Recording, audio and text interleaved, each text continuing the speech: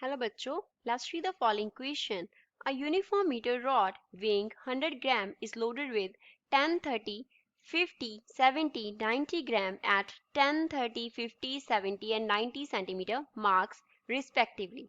हमें एक metre rod जिसका वेट जो है वो 100 ग्राम दिया गया है, उसको जिन पॉइंट्स पे लोड किया है वो कौन से पॉइंट हैं? 10, 30, 50 सेंटीमीटर एंड 90 सेंटीमीटर है, इन मार्क्स पे लोड किया है और जिन जिन हमारे पास वेट से लोड किया है मास से वो मास दिया है. Find at what mark on it will it balance if placed on the ways. अगर हम वेज पे प्लेस करें तो किस पॉइंट पे वो मार्क करेगा, किस पॉइंट पे वो बैलेंस होगा, हमें ये बताना है. First of all we will talk about the key concept used in the question. इस क्वेश्चन में कौन सा की कॉन्सेप्ट हम यूज करेंगे? तो इस क्वेश्चन में हम यूज करेंगे principle of movements. Principle of movements हम यूज करेंगे. कैसे? इसमें हम जो एंटी क्लॉकवाइज हमारी मूवमेंट होगी, एंटी क्लॉकवाइज जो मूवमेंट होगा उसको हम इक्वल प्लेस करेंगे किसके? क्लॉकवाइज मूवमेंट के, इन इक्विलिब्रियम. जब हम इक्विलिब्रियम की बात करते हैं तो हम एंटी क्लॉकवाइज मूवमेंट को क्लॉकवाइज मूवमेंट के इक्वेट करेंगे. तो ये हमारे पास प्रिंसिपल ऑफ मूवमेंट्स होगा. अब हम देखते हैं इसको अप्लाई कैसे करेंगे. अब मान लो ये हमारे पास मीटर रॉड है.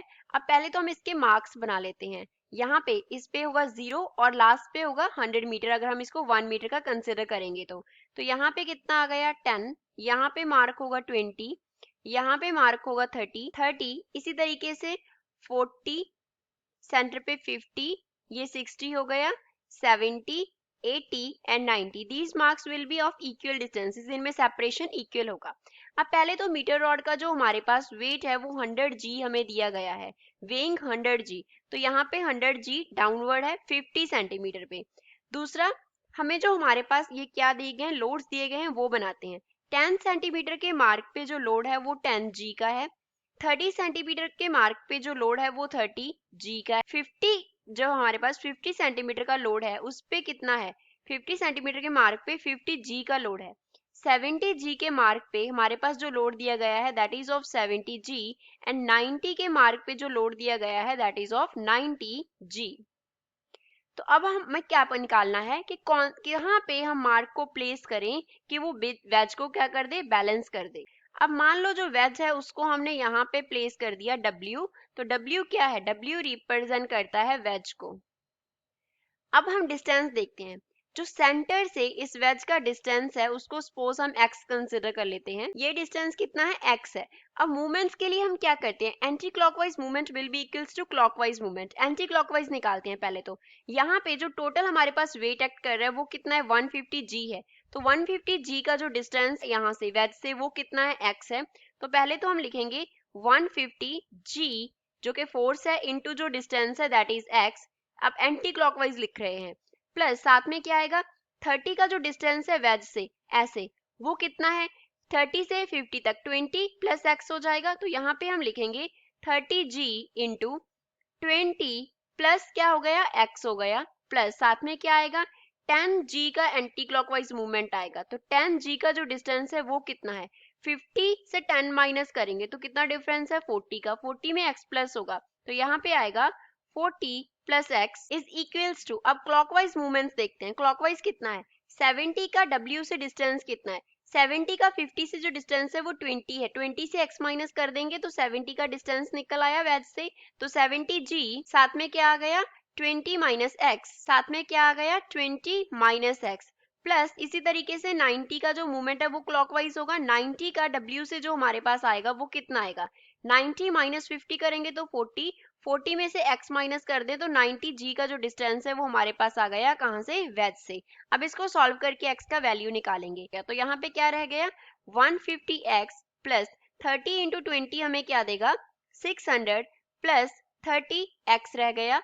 प्लस यहाँ पे 400 प्लस 10x आ जाएगा इज इक्वल्स टू. यहाँ पे आ जाएगा 1400 माइनस 70x प्लस यहाँ पे कितना आ जाएगा? 3600 प्लस हमारे पास माइनस हमारे पास क्या आएगा? 90x आएगा. अब हम क्या करेंगे x की टर्म्स.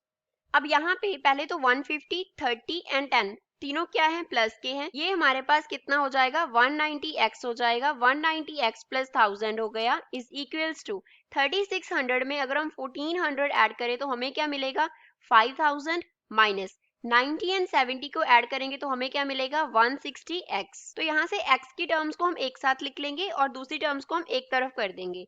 तो हमारे पास क्या आ गया 190x प्लस यहाँ पे क्या हो जाएगा 160x इज इक्वल्स टू हमारे पास क्या आ गया 5000 माइनस 1000।